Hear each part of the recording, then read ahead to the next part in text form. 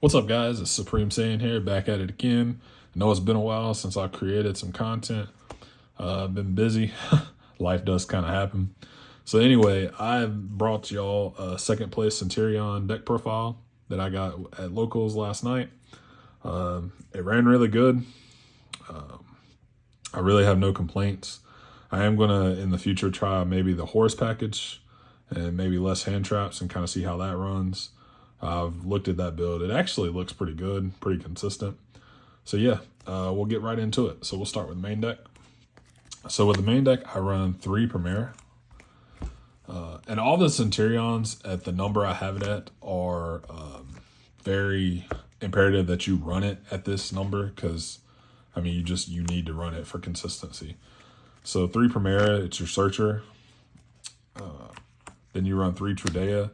So when she's summoned, either normal or special, she puts herself and another Centurion either from your hand or deck to the spell and trap zone. And she's just really good. Now, the one of I do run of Centurion that a lot of people might go back and forth with is one Embeth. Embeth really does nothing by itself. So to me, I don't really want to run any more bricks than what I got to. So Embeth at 1 is fine. Then another 3 of I run of is Embla Oath. So this one is the quick play spell that can set a Centurion from your deck to my spell and trap zone, or it can also set a Centurion spell or trap directly from my deck.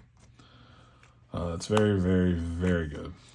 Now, the field spell, Stand Up Centurion, this is the way you synchro summon and get calamities out during your opponent's turn. I actually done it to where I synchroed for a Baron to floor on an opponent's turn, which was really good. But yeah, this is a must-have 3 of. But other than that, just remember, if you control a Centurion monster, it can't be destroyed by card effects. So I had opponents actually reread that. So just make sure you don't forget that. Now for hand traps, that's the whole Centurion engine. It's a 1-card engine for 3, 6, 9, 12 cards. So you have a 12-card, 1-card starter. So guess what that means? That means you run a bunch of hand traps, right? So here's the hand traps. So I run 3 Ash, 3 Droll, 3 Nib, and 2 Ghost Bill. And then I also run 3 Imperm. 3 Imperm. The hand traps are pretty self-explanatory, except maybe the Ghost Bell, because a lot of people don't main deck Ghost Bell a lot. But I feel like the format we're kind of going into, Ghost Bell is going to be mandatory because Fire Kings is a deck. Orcust is around now. So I feel like it's more vital than ever. But yeah. So more kind of defensive cards. I run 3 Jerusalem. This is another way to get into your Baron, because you can go 6 and 4 with Primera. Synchro for 10. Another 3 defensive cards I run is 3 Fenrir. Fenrir is just very generic, it feels like nowadays, for any deck. I mean, to be able to search, another card and then just send it off the stand-up Centurion and not have to send another, vital piece in your hand, I feel like that's very good. Also, to have the banish effect for any monster that your opponent activates, or if it attacks it can banish a card, that's really good. I honestly don't know why this card's still at 3. For the spells of the deck, for the 3 O's, I run 3 Pot of Desires. It's a very good card. This is kind of why I told you with the Embeth, a lot of people run 2 because of the Desires. But there's so many ways to get Embeth to your spell and trap zone and then play Desires. So I just don't want to run too many bricks in my deck. Another spell card I run 2 Triple T. Very self-explanatory.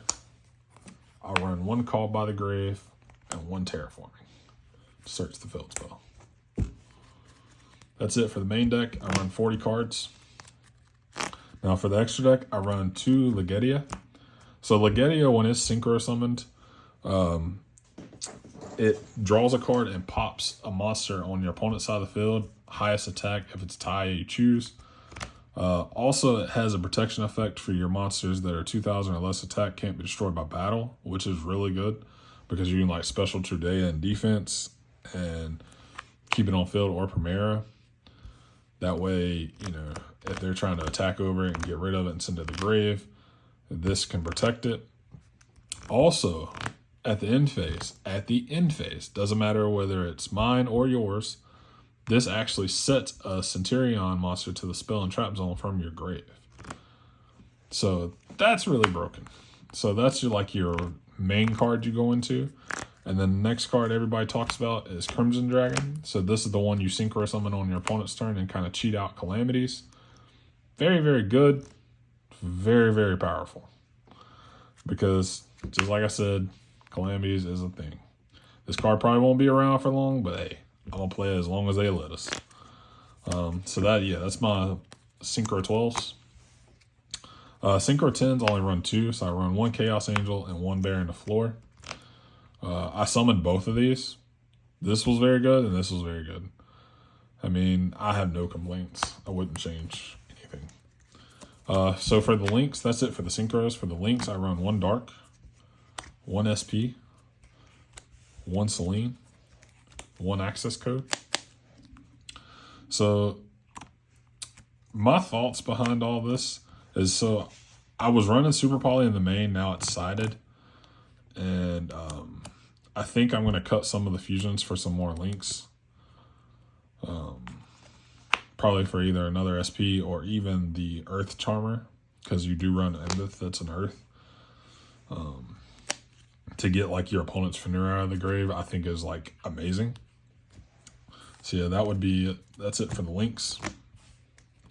For the 1 Exceed I run 1 Typhon. Typhon's pretty self-explanatory nowadays. It's just very, very good.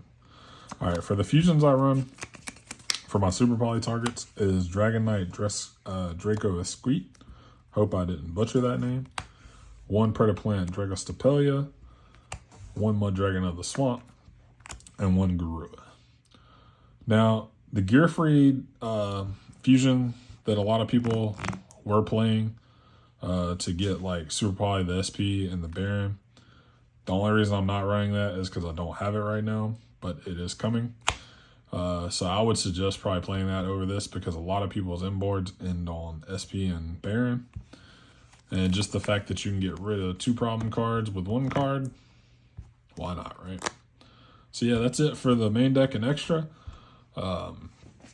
Any questions, comments about anything, or any questions on why I run a specific card, please let me know. Hope you enjoy the deck profile. I will be coming with some more content.